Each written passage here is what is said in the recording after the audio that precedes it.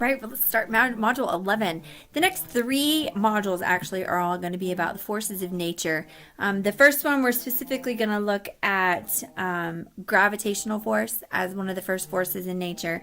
It's a pretty long chapter. There's a lot of information. So go ahead and not just listen to the videos, but read your book as well. There's a lot of good information and examples that are in there.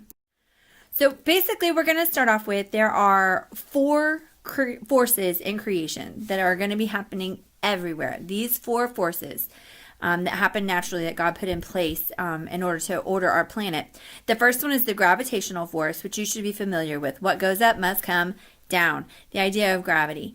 The second one is electromagnetic.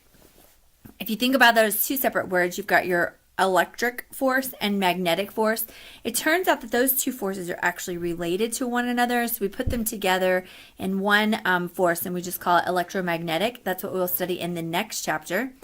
And so what is happening in electromagnetic is it's between particles that have electrical charge. So if you've got something that's charged, it's going to create an electric field and a magnetic field. So electromagnetic can be attractive or repulsive. If you think of gravity as only pulling down, it is only attractive. Electromagnetic can attract or repel. So think of that like a magnet. If you have two norths, they're going to repel each other. But if you have a north and a south end of a magnet, they're going to be attracted to one another. The third one is weak force. This is going to be certain radioactive processes that are happening in the atoms, so we'll go over that. This is very closely related to electromagnetic force, so that sometimes the two are put together, and it's called the electroweak force. The fourth force is your strong force, and this is going to be what is happening in the center of an atom. You might think of gravitational as being the strongest force, but the strongest force is actually the strong force. It is also referred to as the nuclear force. Now, the thing is about this strong force is that it has a very small range, that once you've gotten past that range of where that force is happening, it is no longer present. So in our everyday lives, it would seem to us that the gravitational force is the strongest. But if you're looking at the strength in regards to size, strong force is definitely the strongest. Spend a little more time. This chapter is over gravitational force, so we are going to spend quite a bit of time on what gravitational force is and all the little parts of it. So we would say that gravity is universal. Sir Isaac Newton is given credit with figuring out that gravity is universal. Now, it's not that he discovered gravity. We like to say that he's sitting underneath the apple tree and the apple fell out and landed on his head, and he looked at it and he's like, there must be such a thing as gravity. People knew about gravity long before that. They knew things fell. They knew if you were walking and you tripped, you would fall. They knew about gravity. He came up with the idea that it is universal, that the reason things fall to the earth is the same reason that the planets revolve around the sun. He's the one who came up with that idea. So we would say that this is the law of universal gravitation because gravity is happening everywhere. So there's several principles that go with this that back up this law. Okay. So, and you need to know these. So the first principle of the law of universal gravitation is that any object that has a mass is attracted to any other object with mass. So I want you to look around the room where you're at, wherever you're listening to this video, and I want you to find something that has mass. Maybe it's the chair, maybe it's the book, maybe it's a ball, maybe it's your neighbor.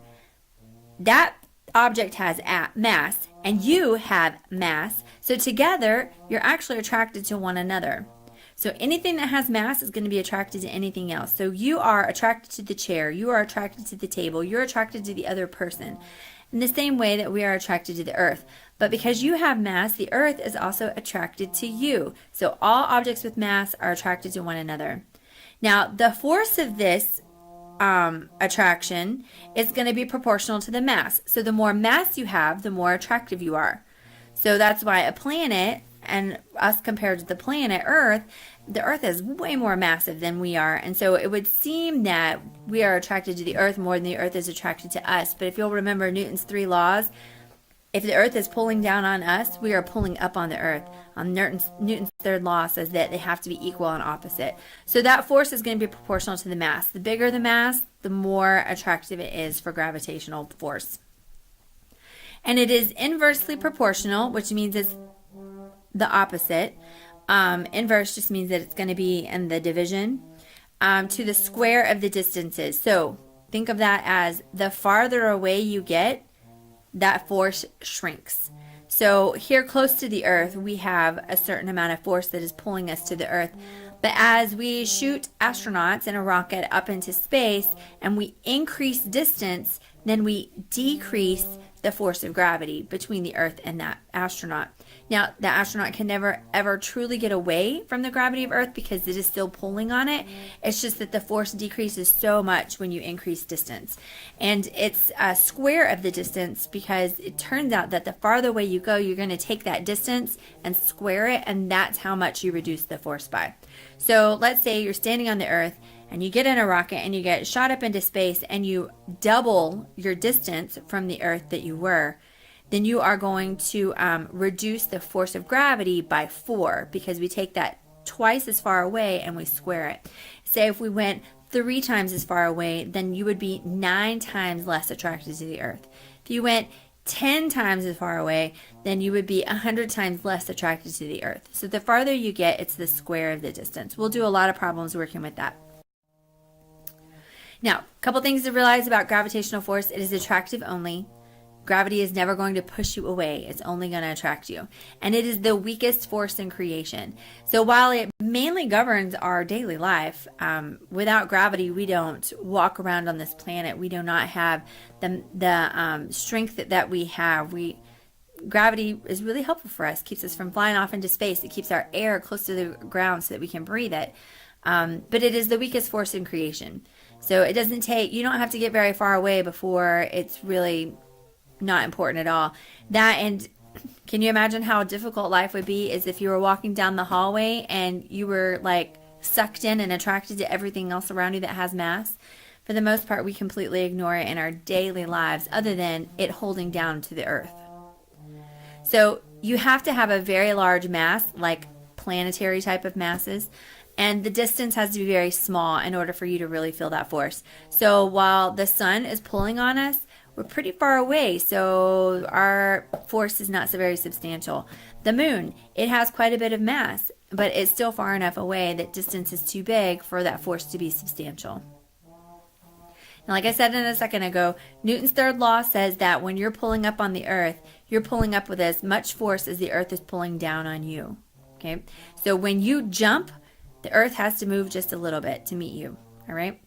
Newton's second law says that acceleration of us moving is, the force is the same, but the accelerations are not. So that's why if you were to jump off a 3-story building, you'd be pulling up on the earth and the earth is pulling down on you. But because the mass of the earth is so big, its acceleration is teeny, teeny, tiny, while your mass comparatively is very small, so your acceleration is going to be really big.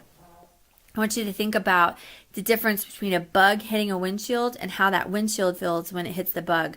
When they collide, their forces have to be equal and opposite because of Newton's third law. But Newton's second law says that the bug has a smaller mass. Remember, F equals ma. If you have a small mass, you're going to have a really big acceleration change. While if you have a very big mass, you have a small acceleration change. The bug definitely feels the impact of that collision much more than the windshield does because of the difference in sizes. Now, just keep in mind that 2 objects are going to exert an equal gravitational force on each other. You're just as attracted to the person next to you as they are to you, all right? There's a quiz today. Go ahead and complete it and get that turned in, and I will see you later.